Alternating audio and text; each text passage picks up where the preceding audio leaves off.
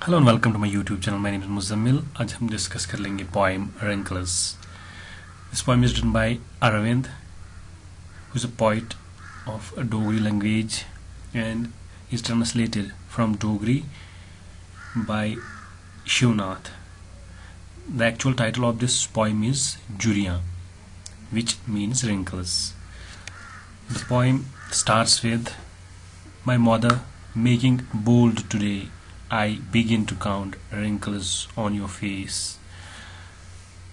This poem is all about the realization of the sacrifices made by the poet's mother. The poet thinks that those wrinkles on the face of his mother are because of those sacrifices which she has gone through from an early age. यानी ये जो poem है ये एक एहसास है इस बात का कि जो सेक्रीफाइस, जो कुर्बानियाँ पोइट की माँ जो दे रही है या इन जनरल सारी माएँ जो दे रही है एक बच्चे के लिए, उन कुर्बानियों का नतीजा क्या होता है, वो कुर्बानियाँ जो है माँ के चेहरे पे जुरियों की हालत में दिखती है। तो यहाँ पे जो पोइट है वो स्टार्ट कर रहा है कि ए मेरी माँ making bold today, it means मैं हिम्मत जुटा रहा हूँ। मेरी माँ, मैं आज हिम्मत जुटा रहा हूँ।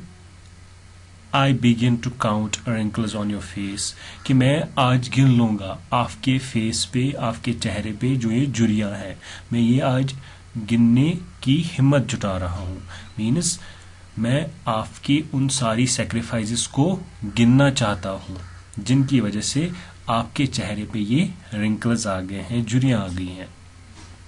तो सबसे पहले कह रहा है कि सबसे पहली सेक्रीफाइस जो आपकी है, one wrinkle of the time when your father uprooted you. एक जुरी जो है वो आपके चेहरे पे उस वक्त की है जब आपके बाप ने आपको अप्रोच किया। कहाँ से?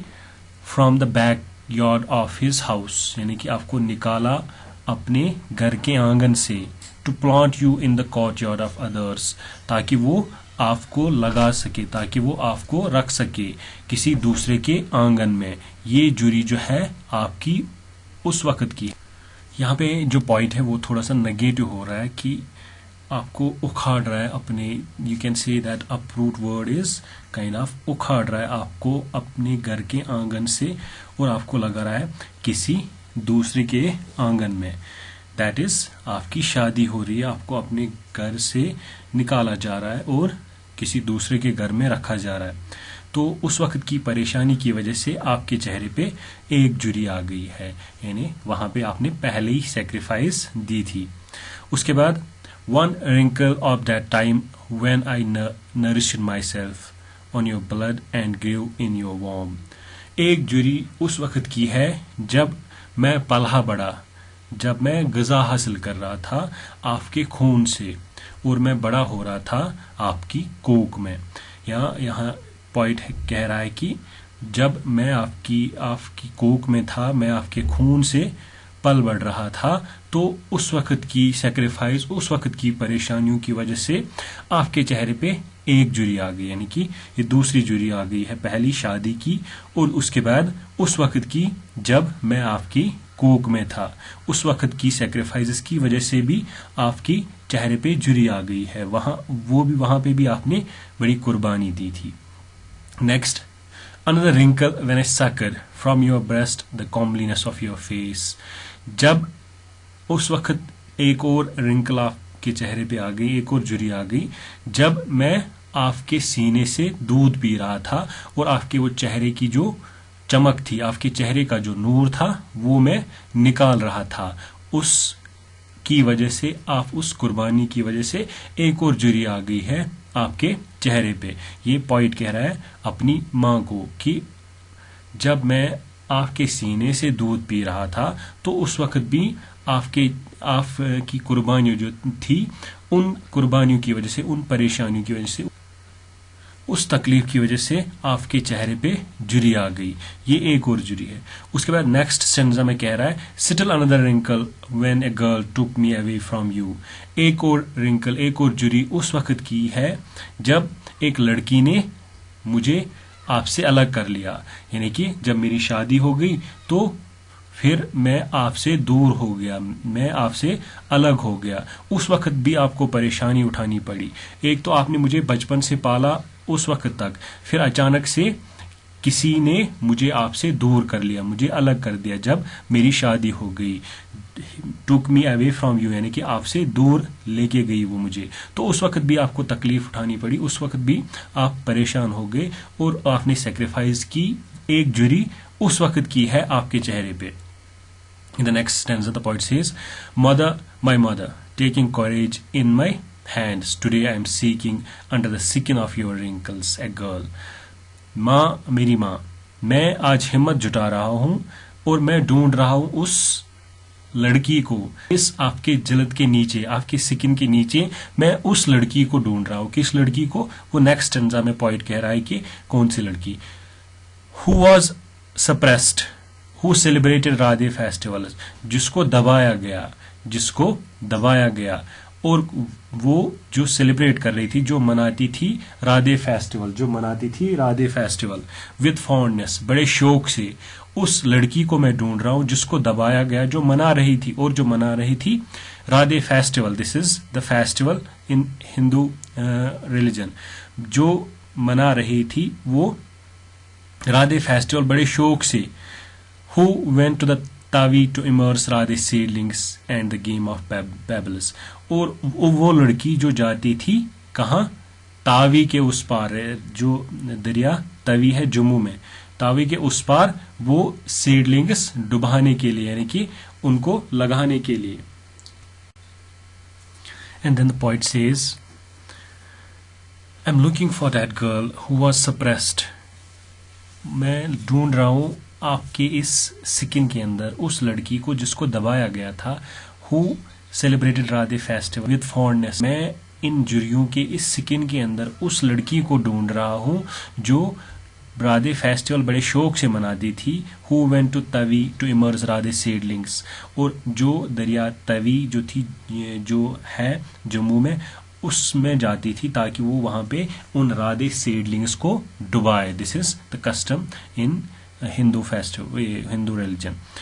एंड बैथ ज्यूरिंग नवरात्राज, और नवरात्राज के दिनों को वहां पे नहाती थी। मैं उस लड़की को ढूंढ रहा हूं आपके इस स्किन के अंदर। और who played hopscotch and the game of pebbles, जो खेलती थी hopscotch. This is the game of hopscotch and the game of pebbles, and this is the game of pebbles. Maybe किसी ने ये दोनों गेम्स खेली होंगी। तो मैं आपके स्किन के अंदर उसी लड़की को ढूंढ रहा हूं, उसी लड़की को मैं ढूंढ रहा हूं आपके इन झुर्रियों के अंदर जो खेलती थी हॉपस्कॉच और जो खेलती थी game of pebbles. I will bring for you everything. अब ये उसे कह रहा है कि मैं आपके लिए सब कुछ लाऊंगा, आपको खुश करने के लिए कुछ भी लाऊंगा, वो सारी चीजें मैं आपको लेके आऊंगा। लेकिन आप क्या करो, आप एक दिन के लिए वो फिर से वही लड़की बन जाओ। आई will bring for you everything, colours of Radhe, उस राधे फेस्टिवल के वो सारे रंग मैं फिर से लेके आऊंगा। Tinsels for dupatta, these are called tinsels. Tinsels for dupatta, आपके दुपट्टे के लिए मैं सारी ये टिंसल्स लेके आऊंगा। कलरफुल पेबल्स, वो रंग बिरंगे वो पत्थर, वो कंकरियां मैं लेके आऊंगा। फ्रॉम अक्रॉस द तवी, दरिया तवी के उस पार से मैं आपके लिए सारी चीजें लाऊंगा। बिकम दैट गर्ल, आप सिर्फ एक बार वो फिर से वो लड़की बन जाओ। Mother just for a day, बस एक दिन के लिए आप वो फिर से वही लड़की बन जाओ। मैं आपके लिए सब कुछ करने के लिए तैयार हूं, आप सिर्फ एक दिन के लिए वही लड़की फिर से बन जाओ। This is at the end the request from the poet to his mother that please be the same girl which you used to be. I will do everything for that. I can do everything for you just to see you in that same fashion, in that fashion which you used to enjoy. I just want to see you in that very mood.